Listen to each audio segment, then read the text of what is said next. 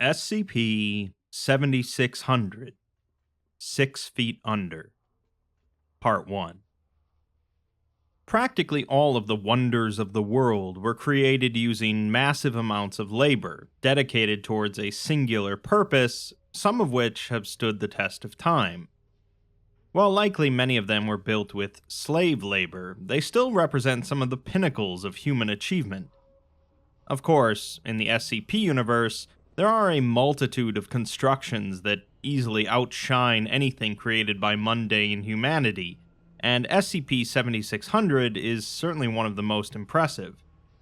Like much of human history, however, there is a darker side to SCP-7600's grandiosity, one that the O5 Council will slowly come to understand.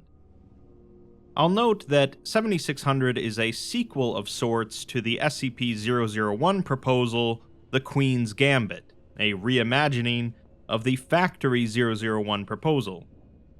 In the canon of that article, Queen Mab of the Fae, along with her sister, established a vast empire across the world until the Fae split into two factions, leading to the fall of the empire. SCP-1000 then became the dominant species on the planet, until Queen Mab convinced humanity to overthrow them, resulting in the Day of the Flowers.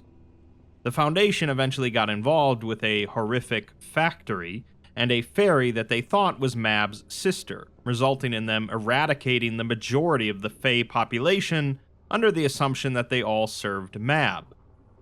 It turns out, though, that the fairy is actually Mab herself, and the near genocide of the Fae became one of the Foundation's biggest mistakes. Knowledge of the events of the Queen's Gambit beyond this aren't really necessary to enjoy 7600, but it wouldn't hurt either.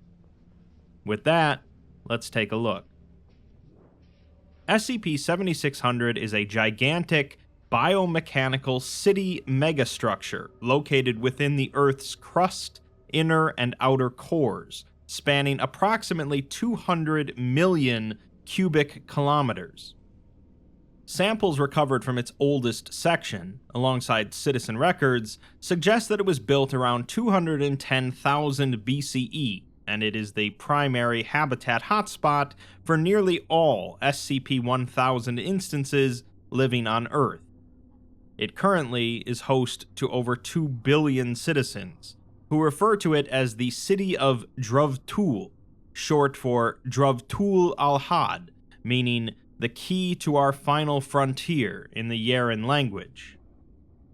The city is heavily reinforced by anti-memetic and thaumaturgic seals that prevent accidental outside discovery and protect it from the naturally harsh environment. The city's physical makeup and society are each divided into 5 separate parts, referred to as rings.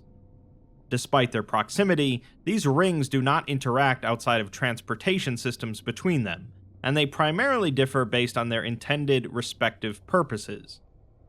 Rings 1 to 4 focus themselves solely on physical work, while the 5th ring, which hosts the aristocracy and king, is concerned with the maintenance of the thaumaturgical binds and rituals protecting the city. Although the buildings making up the different rings possess a variety of appearances, all of them are composed of a combination of metallic and organic materials estimated to be technologically ahead of humanity's current advancement. The primary goal and focus of all of these 7600 citizens is the Sundown ritual, considered to be the central idea of their culture. It was deduced to be a hyper-complex thaumaturgical ritual that would utilize the entire area of the city and extremely specific and complicated markings laid within as its thaumic circle, focusing all energy harnessed towards the inner sanctum, where the king would then use it to complete the ritual. Although the exact characteristics of the ritual are unknown, recovered scripture and information retrieved from the king suggest that when finished, it would cause the creation of some sort of immensely powerful lantern construct. This construct would then guide the supposedly lost, godlike SCP-1000 instance, referred to by scripture as Fomet, allowing him to reclaim his guideship over his people. An excerpt from 05-4's A Study of the Culture of SCP-7600 discussing their nature reads, "The culture the people of SCP-7600 bear is strange, frankly. These people focus their entire lives on nothing but torturous work, with no outcome other than the promise that one day, thanks to their sacrifice, they will bring their god back home. Perhaps it is due to more than 200,000 years of isolation from the outside world they've endured, but they do not seem to care about their fate. They cherish it, in fact. To be part of the greater whole is, to them, the ultimate purpose of life. They'd known nothing else for so long, so how could it be anything but that? The interesting thing, however, is that the rulers of Drov Tool aren't different. From the most powerful politicians governing daily production rates to the king himself, they seem equally ecstatic about their goal. Of course, the fact that a big majority of their preparations are already complete must definitely help this view, but it cannot help but strike me as odd, at least. In all my years, I've seen nothing like this, not once. To bear witness to a society devoid of anything but work, even crime, yet still maintaining normal people as its citizens is bizarre.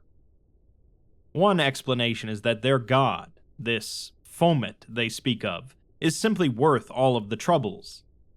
All material I've recovered that refers to the being describes him as a figure reminiscent of Buddha or Ion, a benevolent teacher to his kind, showing them the world for what it truly is. The stories I've read talk of him eventually departing for a great journey across the myriad of worlds out there in search of more wisdom to pass to his children after he gave them all knowledge he had, but I cannot help but feel a little suspicious towards this whole idea. We've never recovered any strong evidence to support the existence of someone similar to Fomet in history. But, on the other hand, nothing ever revealed or said by anyone within SCP-7600 even remotely suggests their plan focuses on anything else but a genuine will to bring back their beloved Messiah. I do not know what to think of this situation. I just hope that neither these stories nor the men that listened to them prove to be wrong. 7600 was discovered during the aftermath of the Great Chilean Earthquake in 1960, which was intense enough that it was initially believed to have been caused by anomalous influence, such as by a para-weapon or eigenweapon test in the area. Despite Foundation research concluding that it was ultimately an entirely natural event, retreating researchers did spot multiple humanoid figures in the area immediately following the earthquake's occurrence. Further research revealed that the Yarin originated from a large, previously undiscovered cave that led into 7600, and the earthquake had managed to damage the binds of one of 7600's anti-memetic seals that guarded it against above-ground entry, resulting in the citizens sent to repair them being spotted by Foundation staff. A series of new scans and thaumaturgic echolocation practices conducted with the consideration of said seals then revealed the existence of 7600. Due to its significant size and potential relation to SCP-1000, the project and all further research was immediately promoted to Level Alpha priority.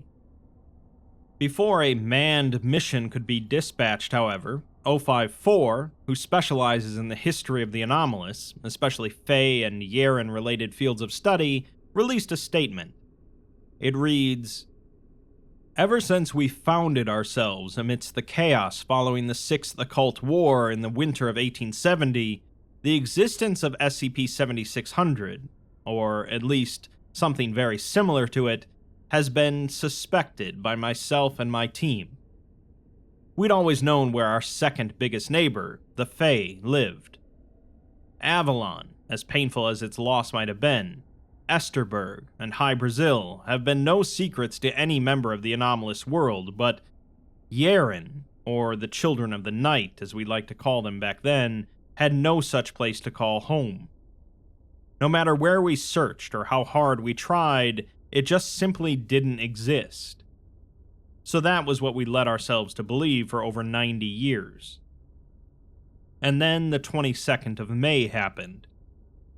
I'd be lying if I said finally getting proof of SCP-7600's existence isn't exciting, to say the least. It's one of the biggest breakthroughs I've ever made in my study of SCP-1000's culture. For years uncounted, the mysteries of who the peculiar Fomet was and what the key he gifted to his kind is have trapped my mind. These questions were my primary drive forward here in the Foundation. So, after so many years, discover potential answers to them by pure luck is not just enthralling, it is exhilarating. I'd like it to be known to every Department of History doctor, every lone researcher with a passion for this field similar to mine, come to me. Come to me and you will be given a chance to explore SCP-7600 and its mysteries alongside me after we make first contact with Alpha-1. Come to me and together we shall finally put this puzzle together and make the riddle that is our past, present, and future into a fully comprehensive set. Come with me and 058 above ground, and we might just make the bright future we promised ourselves and the paranormal after the factory into a reality. I have but one simple request to all those who accept my invitation. Be careful. After what we've done to those that lived in the forests, we absolutely cannot allow ourselves to bring the same fate to those that inhabit the lands below us. Because otherwise, that might finally prove to be what unmakes us. Before a bunch of excited researchers could get down there and start poking around, however, a 5-man team from MTF Alpha-1, Red Right Hand, is sent in to scope the area out. For ease of entry, they were transported via the usage of apportation as closely to the city's borders as possible, as direct teleportation into the city was deemed impossible due to the thaumaturgic seals. The closest possible distance was 500 meters, and due to the depth, the team was covered in a plethora of cooling and protective symbols which would absorb the heat from around them and protect them against pressure. The team teleports into a large cavern, the ceiling of which isn't visible in the darkness, and the team lead reports to command that all of them arrived unharmed. The team begins to head down a corridor leading downwards, cautiously, as a strong breeze of wind rushes through the passageway with no apparent source. They note that the walls are unnaturally even and smooth, and if it wasn't for the fact that the pathway was constantly descending, its frame would be a perfect, perpendicular 2-meter square. One of the members comments on the warmth they're feeling, not related to being so far underground, but a good kind of warmth, like when your mother hugged you as a kid. Another member remarks on how high their cognitive resistance value is supposed to be, but they just say that that's why it's so strange. The team lead breaks up the conversation by saying that they're dealing with an artifact from an age when humans weren't even around in their current form, so nobody knows what to expect.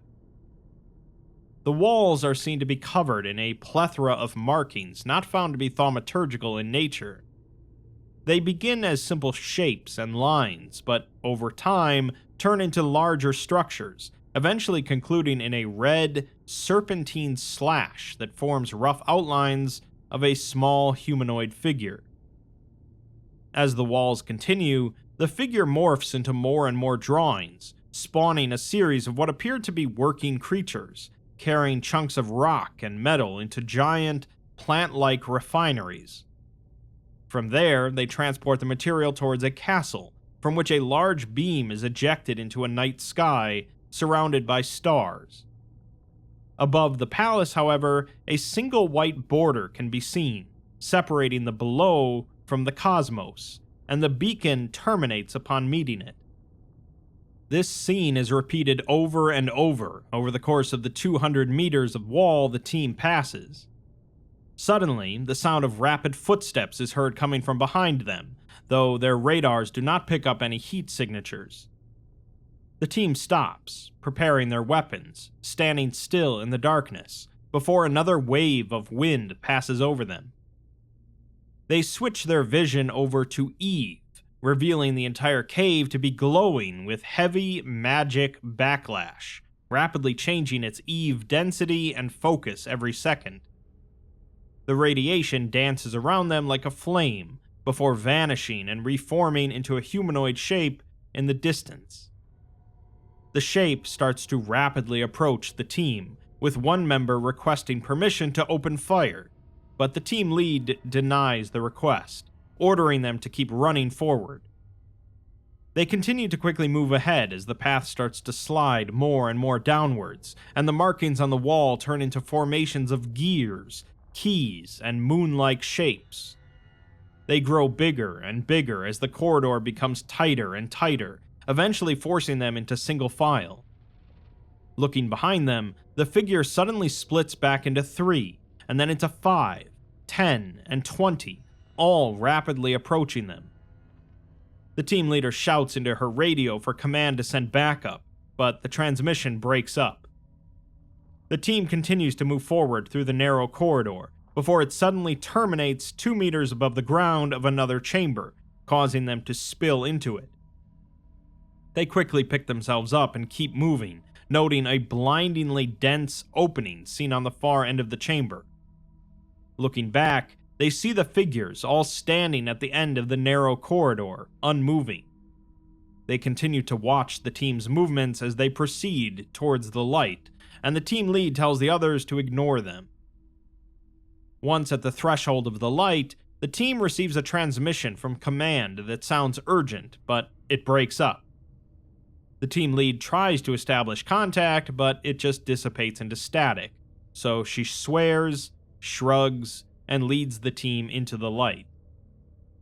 The camera feed cuts off for approximately 10 seconds, blinded by the intensity of the light, and when it reconnects, the team is standing in a large cavern. It's blindingly bright with Eve radiation, forcing them to switch back to normal vision, where they see that the cavern is at least 500 meters tall and 50 meters wide.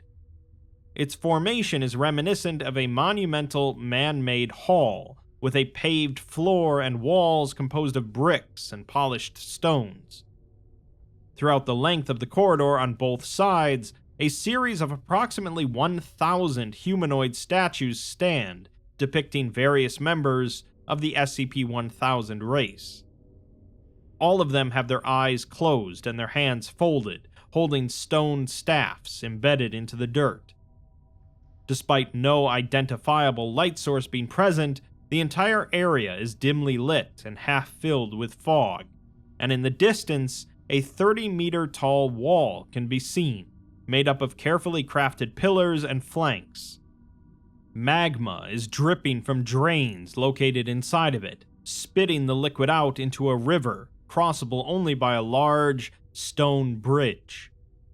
In the center of the wall is an equally monumental gate, constructed in the form of a white-furred SCP-1000 instance with a key and crown above its head. The gate currently stands wide open, revealing a small corridor terminating in solid doors. On top of a connected gate tower, a 3-meter-tall figure stands in the shadows, looking at the team. The team lead begins to panic, asking command what their recommended course of action is, but another team member steps over and calms her down.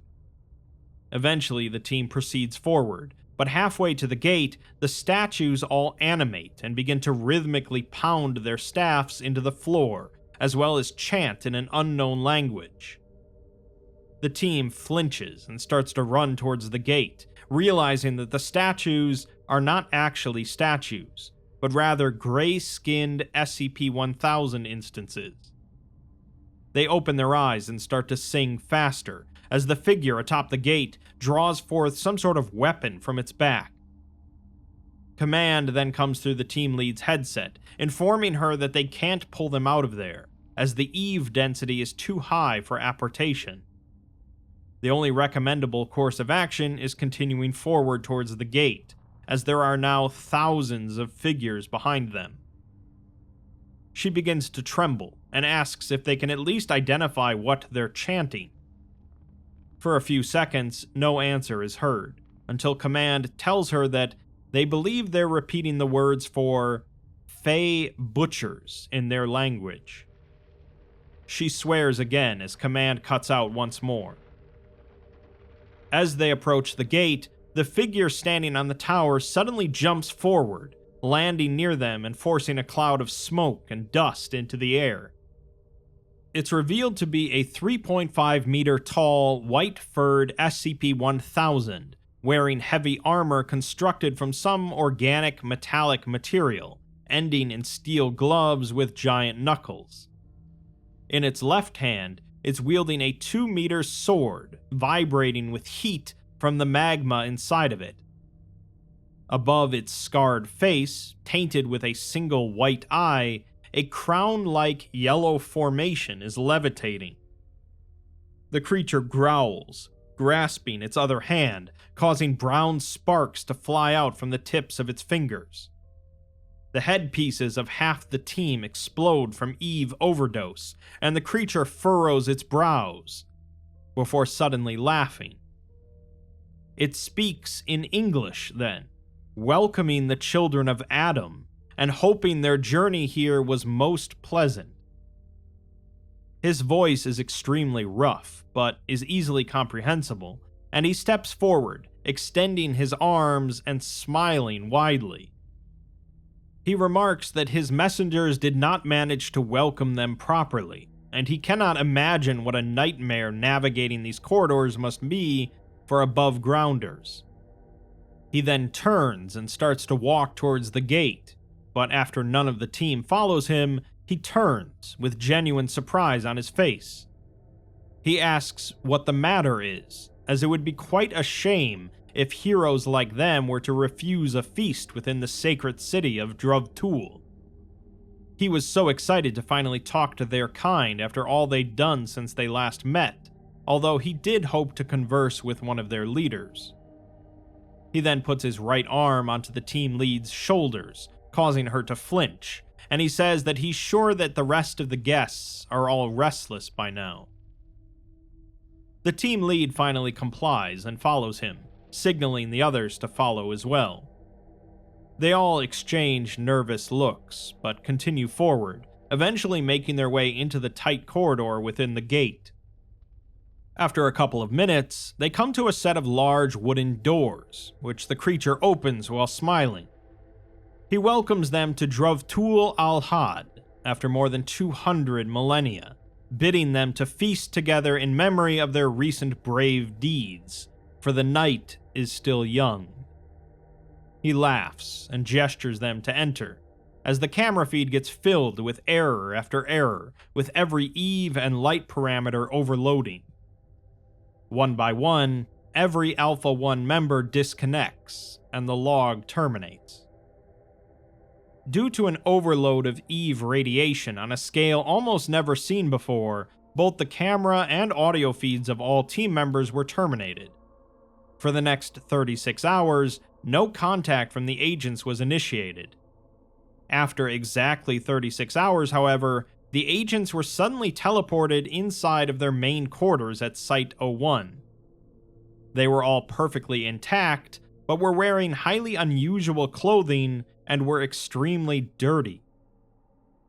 After immediately being detained and quarantined, scans proved that they were under no anomalous or thaumaturgic influence, and were merely slightly more Eve-radiated than expected. When this was confirmed, 054 personally requested an audit with the team lead, for the sake of detailed questioning in regards to their exploration mission. 054 asks the team lead, Samira Rodriguez, to tell him everything she can about her time down there, as anything she can remember is crucial information for the Council. Rodriguez takes a deep breath and closes her eyes, trying to gather her thoughts, before stating that they passed through into a corridor, larger than the one before it, and its decorations were something like those drawings of stars and working Yarin, but much, much more advanced. They were still the same scene, but crafted with much more care. She says that their composition was immaculate almost, but the image still showed people carrying ingredients into plants and then sacrificing them into some magic beam shooting into a border in the sky.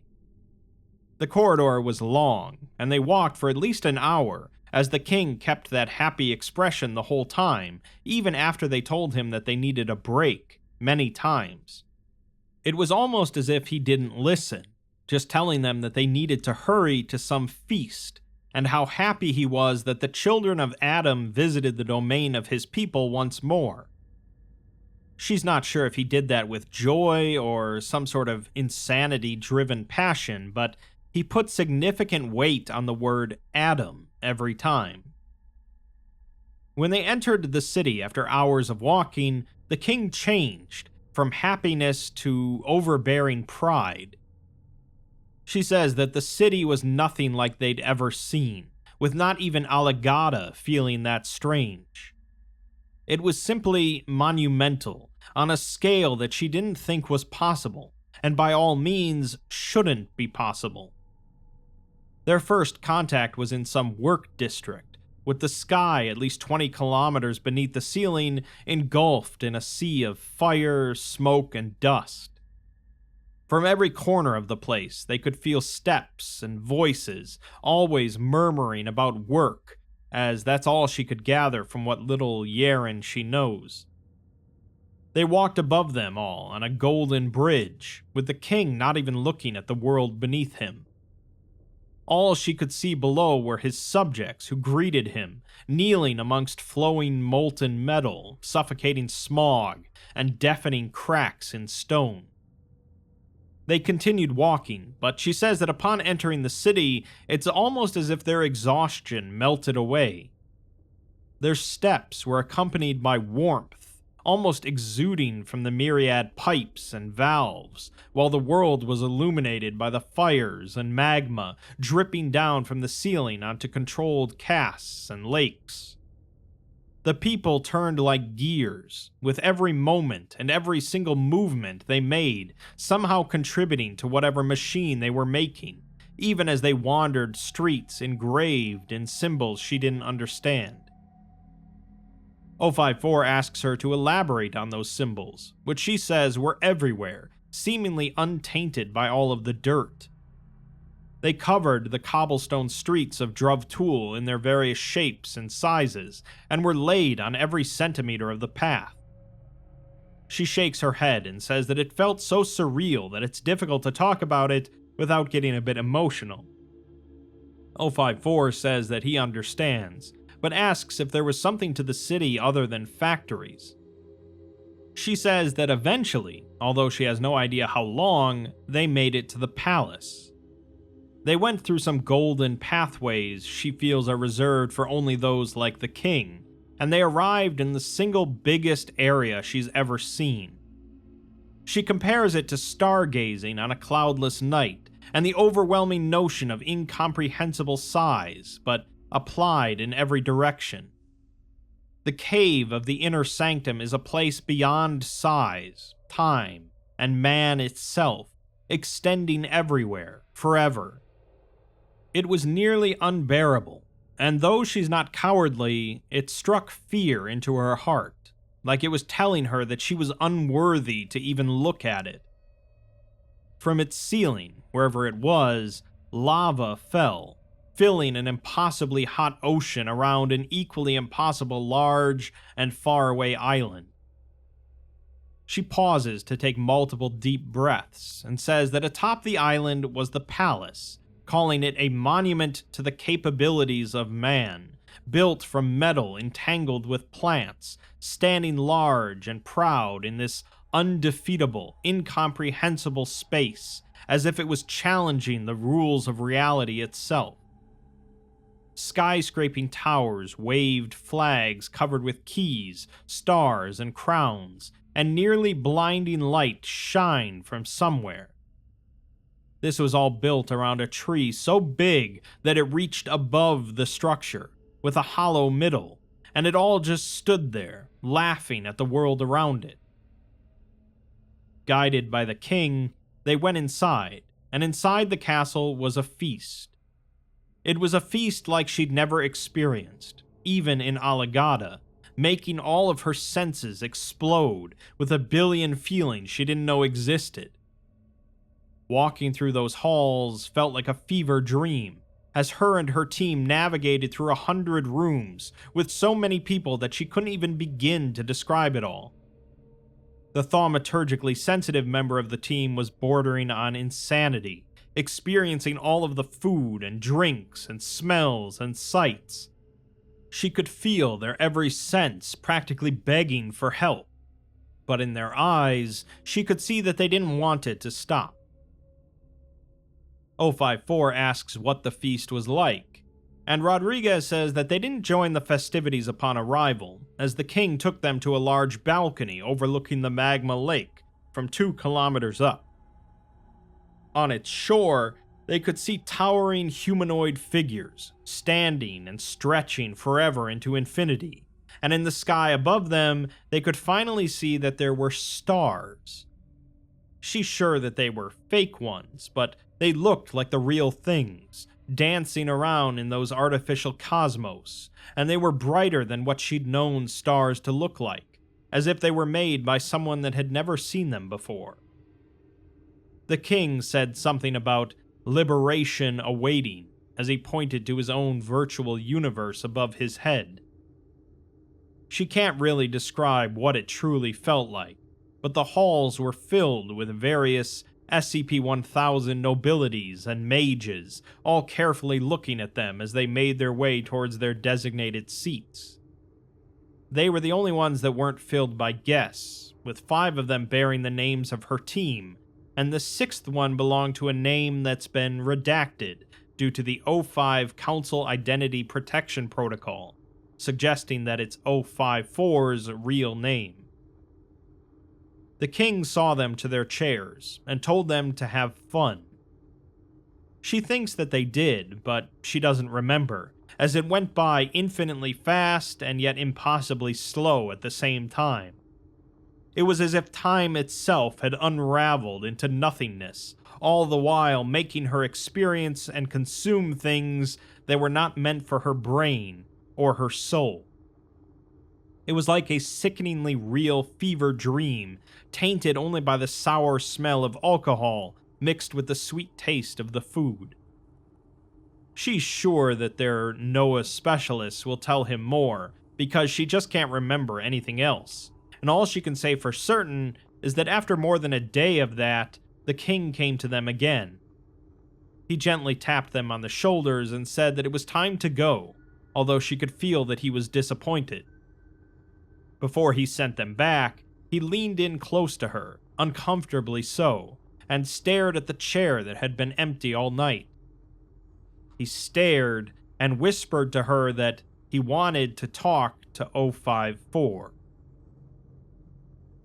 Needless to say, Rodriguez had quite the experience there, and as per her own request, she was amnesticized regarding 054's name during her standard post-mission treatment. An additional granted request reduced the squad to non-vital mission status, with included holidays for the next month as a reward for their efforts. Immediately following that interview, 054 made his way into the Site-01 Summit Hall, where he proceeded to call a non-emergency meeting of the O5 Council, with only 6 of them present at the time. 058 enters and hears that 054 wishes to get the Council's permission for a venture into SCP-7600 by himself, causing her to scoff. She says that 054 has lost his mind, and asks why they would allow one of their most important members to waltz into a Yarin metropolis at the center of the Earth, as if they didn't want to kill them for a billion different reasons. 051 sighs and replies that 7600 holds immense historical and research potential, which would undoubtedly provide answers to hundreds of questions they've never answered. 058 asks if that's why they're going to ignore all of their post-factory safety protocols and let him, of all people, barge in there like it's 1900 again. 054 replies that he is the best man for the job, although 058 says that actually Alpha 1 was, until they were put on vacation while the Foundation is uncovering the single most important thing of this decade. 054 tells her that she doesn't understand just how much he knows, and although he knows that she cares about him and the project, he is the best man for the job. She replies that he doesn't realize his importance to many things, people, and his position, and the need for him to not risk his life. 4 just turns to 1, asking if he can do something about her, as she's changed since he allowed her to de-age herself. 8 remarks that she made herself younger, not stupider, and being annoyed by some of his ideas is just a byproduct of not being bound by old people rules. 4 tells her to put it to a vote or to stop being an annoying little ontokinetic brat, as he hates to use their mom's argument here, but he is older, and he knows better. 051 sighs again, telling them both to stop, and asking to hear arguments from both sides like civilized people. 054 goes first, stating that he believes his exploration of SCP-7600 and conversation with the King would not only yield extensive scientific results, but would likely allow them a rare opportunity to hopefully regulate the increasingly frequent Yarin appearances. They are beyond lucky to have been given such a chance, a near entirely random one at that, to finally understand what they've been yearning to know about their world for so long. While the dangers 8 outlined shouldn't be ignored, they have more than enough magic and technology on their hands to protect him from any harm that could befall him. He's sure that she also understands why he wants to go there, and why it's so important to their shared project. Should an incident occur regardless, which he finds more than doubtful, he nominates Judith Lowe of the History Department for his position. 058 tells 051 that if he genuinely needs to hear a speech from her to understand why putting 054 in danger is a terrible idea, then she doesn't think anything she would say would matter anyways. 051 sighs a third time, massaging his temples, before declaring that they'll put it to a vote. With the remainder of the council voting remotely, the motion narrowly passed. Following the approval of his expedition, 054 proceeded to be fully anti-thaumaturgically inoculated by Site-01 personnel, rendering him a perfect anti-magic sync for 1 week. This effect, combined with the numerous protective rituals, totems, and anti-ontokinetic pieces applied to him, render him practically invulnerable to any damage the 7600 citizens and surroundings could inflict upon him. However, to further ensure his safety, 054 was additionally equipped with an occult talisman bound to Site-01, the breaking of which would immediately return him to Site-01. Despite utilizing the same apportation ritual as Alpha 1, 054 found himself directly within the inner sanctum. The suspicion spawned from this incident nearly resulted in 054's immediate retrieval, but due to his personal override permissions, the mission continued. As reality stabilizes and the swirling ash falls to the ground, 054 begins to cough violently, covering his eyes in reaction to a nearby blinding light. Moments later, a large, furred hand pierces through the barrier of illumination, and after a brief hesitation, during which 4 appears ready to activate the teleportation failsafe, he takes the hand and stands up. The king states that he's been waiting for him, as 4 looks around to see that he's in the center of a large hall constructed solely from steel-like metal and stone, with vine-like chandeliers flickering with green flames. The floor is carpeted in a royal crimson, which terminates at the base of a 10-meter tall throne constructed from the melted-together remnants of golden keys. Behind it, a giant glass pane divides the repetitive wall design, looking out across the magma-filled lake. 054 looks back to the king, and the two shake hands, with the king stating that it is truly a pleasure to be able to welcome his kind once more to Druv Tool. 4 steps over to the window, telling the king that normally he wouldn't appreciate someone relocating the exit of his teleportation, but he thinks that a sight like this is enough for him to forgive him. The king chuckles and says that he thought 4 would want to come directly to the palace rather than bother with the city's usual entry pathways, especially with how their team's mission turned out. The two then stand in silence for a couple of minutes, looking out at the magma lake, before 4 remarks that the king said he wanted to see him, referring to him as 7600-K. The king raises an eyebrow and cracks a slight smile, telling him that he can just call him Metius. He did call 4 here, for a reason that he believes 4 will find most intriguing. He then extends his hand towards the glass, giving it a few precise touches before stepping back. The entire wall then proceeds to quickly destruct itself, the glass seeming to fade away entirely as the bricks reposition themselves into the formation of a balcony segment extending outside of the confines of the room. Once the reconstruction seems to complete, Metius takes a step forward, motioning 4 to follow. They emerge into an open grotto, extending in every direction until the end of the horizon. Approximately 2 kilometers below the palace, a lake is filled by the constant drip of magma from a ceiling so far up that clouds of smoke obfuscate it entirely. The two are protected from its heat by a transparent barrier surrounding the balcony. In the distance, the shores of the massive pool can be seen, where a series of 300-meter-tall humanoid statues stand, their arms extending towards the falling flows of magma, with constructs that appear similar to lanterns clasped within their hands, all unlit. 054 inhales deeply, about to speak, but he looks up and sees the artificial night sky, sparkling with starlight and planets and suns, just a fingertip's length away. It engulfs the place in a mirage of moving cosmos, which hovers just 100 meters above ground level.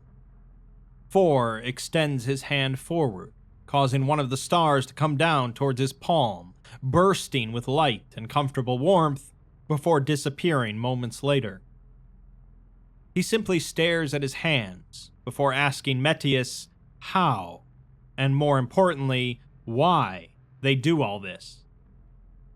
Metius also extends a hand, causing a star to fall down onto his palm, but this one doesn't burst.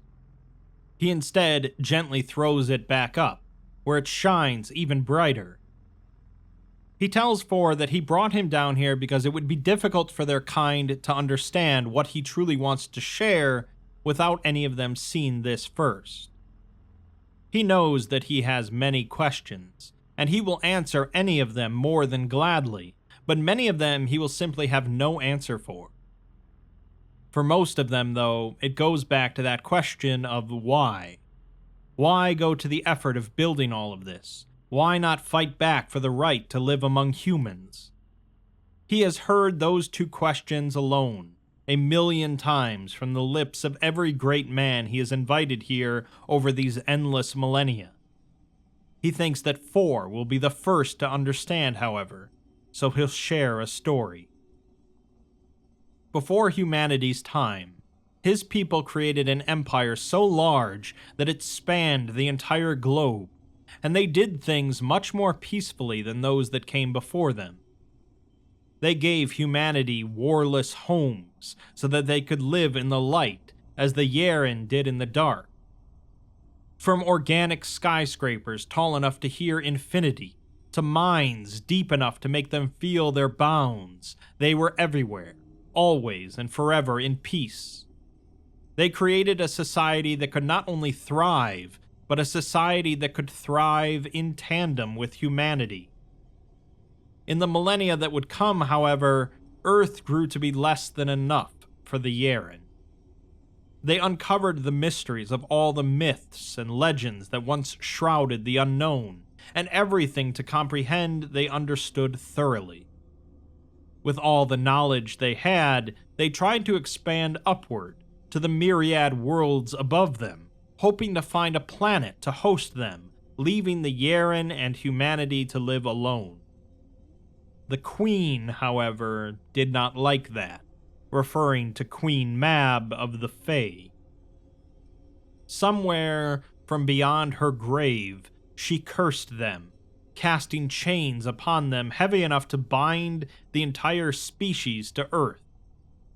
She mockingly called them the Children of the Night, sentencing them to only forever wander said night, never to so much as touch the stars that shined so brightly they couldn't help but feel compelled to explore them. He turns away for a moment to pause, looking at a few Yarin in the distance, before saying that she made them disgusting, but in time they found the cure. A god, Fomet, discovered a way to break the curse, a remedy that would free them from their past once and for all. The cost, however, for him was too much, but he never told anyone the price of liberation, as he feared the rest of the Yarin would find it a toll they couldn't afford. Even that was not enough for the Queen, though, and she convinced humanity to aid her in overthrowing them, crowning them kings of the planet in less than a day. The Day of the Flowers, as everything seemed to bloom that night, even as they slaughtered the Yarin in their sleep, and their blood flooded the grass. They left the Yarin with no choice, and so they ran, and ran, and ran, until they were so deep within the depths of darkness that they were certain humanity's fragile, light-loving people wouldn't catch them. They could not save everyone, with those they left behind remaining above and living amongst humans, but the Yarin had to stand up for themselves. Metius smiles, turning back towards the palace, saying that since then they have built, never stopping, until they formed a city proud enough to call home, even here. A place where they were safe, where nobody could reach them, and where they could thrive in peace once more. He sighs, and says that it wasn't enough, however, and it never was. Blinded by hubris, perhaps, the king of the newly made Drovtul once again looked towards the stars, not content with what his brother said about the price being too high. He reached to him, saying it was their time, but Fomet simply said that he was a fool if he truly thought that. For breaking Fomet's trust, Fomet left on a journey where he hoped to find peace and wisdom that he could share with who he thought were people that didn't yet understand what he truly could see in his enlightenment, even after all those years of guiding them. Metius points and nods towards the lanterns held by the giants, saying that they did what they always have, worked and worked, relentless to get their light in the darkness back, and to make themselves not rancid anymore. They created a plan, the Sundown ritual, that would guide their beloved Fomet back home with a lantern so bright that it would be seen in all realities, no matter where he was stranded. He admits that it would be nearly impossible, but they had to try, for the Yarin and for humanity, so that they could once more believe in a future as bright as the stars they so desperately loved. It was a price they were willing to pay, and simply had to pay, so they have worked without pause ever since in an effort to fulfill an impossible promise of a beautiful future. He looks to the floor in silence, and 054 doesn't respond for nearly 3 minutes as they look at the lake, until eventually 4 turns towards Metius and asks him why he's telling him all of this. Metius replies that he is one of the solemn few who truly understands loving the past more than wanting to celebrate the present. Also, because they are almost done, and he would not want to live through such a monumental moment alone. He couldn't bear to find a cure for their curse alone, without anyone else by him. 4 is not sure he understands, and asks about his people, if they're not enough. Metius tells him that they both know that it's not the same, as they work, and they appreciate that he gives their lives purpose, but they don't really get it. They're not fully people, they just work. They are content with the curse put upon them, and in this simplicity, they are repulsive, living without dreams. He needs to fix them, no matter what price it takes. For them, he can do it, but they don't get it, and nobody ever has except for 4.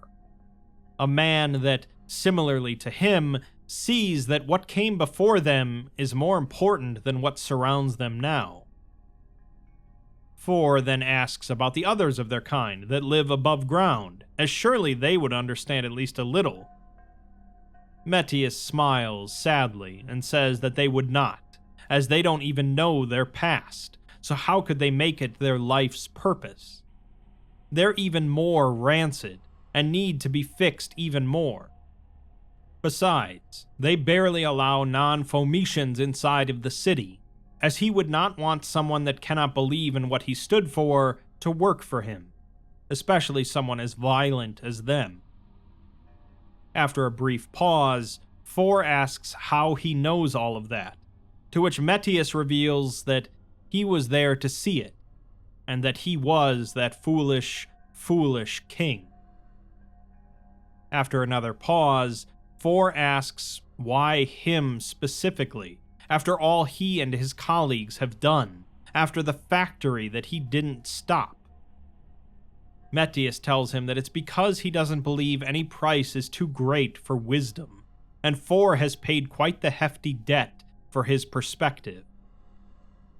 4 doesn't respond, looking at the border between the palace and the rings, seeing multiple citizens attempting to breach the border only to be stopped by guards.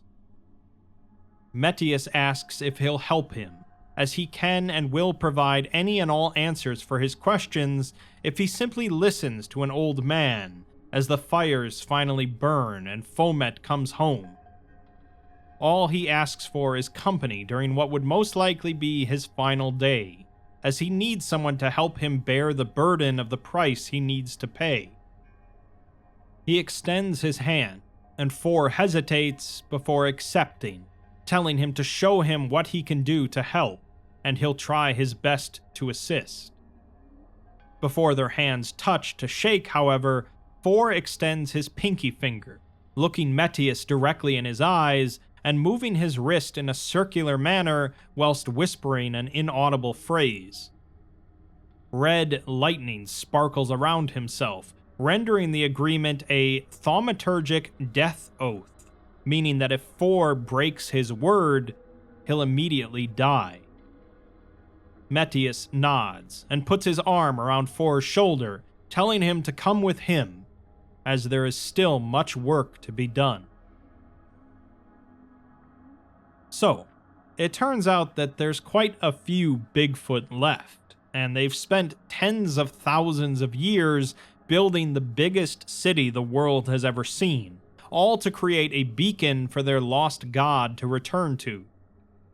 They want Fomet to return to relieve them of the curse that Queen Mab placed on most of them, sapping them of their dreams. Fomet never told Metius or anyone else of the price that it would cost to remove the curse, fearing that it was far too great, but Metius is willing to pay it regardless. In Part 2, we'll see how 4 gets along with the Yarin, what the other council members think about all this, and how exactly the Sundown ritual works. Needless to say, we haven't gotten the whole picture of everything going on with the Yarin, and the resulting confrontation is sure to be climactic.